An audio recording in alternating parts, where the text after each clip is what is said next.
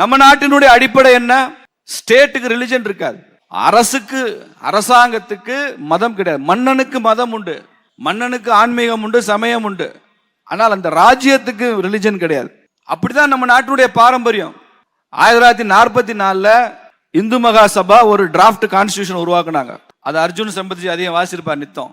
வீர சாவர்கரே டிராஃப்ட் பண்ண constitution, model constitution. அது இந்து மகா சபா கட்சி தயாரிச்சு வெளியிட்டது. நாம நினைப்போம் இந்து மகா சபா இந்துத்துவா இதெல்லாம் பேசின உடனே அந்த அரசமைப்பு சட்டத்துல இந்துத்துவா தான் ஸ்டேட் ரிலிஜனா இருக்கணும். அதுல ரொம்ப தெளிவா சாவர்கர் சொல்லியிருக்காரு, state shall have no religion அப்படின்னு இந்து மகா சபாவுடைய கான்ஸ்டிடியூஷன்ல இருக்கு. இது நம்ம நாட்டினுடைய மரபு.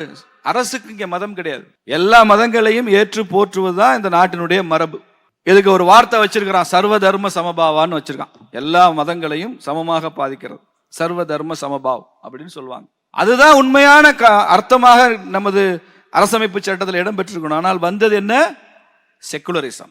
செக்குலரிசம் இதுவும் மறுபடி வெஸ்டர்ன் மாடல். நீங்க நிறைய மேல்நாட்டு அனுபவங்கள்லாம் எப்படி இருந்ததுன்னா, எங்கெல்லாம் மன்னனுக்கும் மதத்துக்கும் மத குருமார்களுக்கும் பிரச்சனை இருக்கோ அப்போ இந்த மத குருமார்கள் மன்னனுடைய ஆட்சியில் தலையிடக்கூடாதுன்னு உருவானதுதான் செக்குலரிசம். எப்ப மன்னனுக்கும் மக்களுக்கும் பிரச்சனை வந்ததோ அப்ப மக்கள் இந்த மன்னர் ஆட்சியை தூக்கி போட்டுட்டு வாக்களித்து தனக்குரிய மன்னனை தேர்ந்தெடுக்கும் போது வந்ததுதான் ஜனநாயகம். அப்ப சோசலிசம்ன்றது அப்படிதான். ஆளும் வர்க்கம், ஆளப்படுகிற வர்க்கம், ரூலிங் கிளாஸ், ரூல்டு கிளாஸ், இதுக்கு இருக்கிற வர்க்க முரண்பாடுகள்னு சொல்லி ஒரு சித்தாந்தத்தை உருவாக்கி வரும்போது தான் சோசலிசம் உருவாகுது.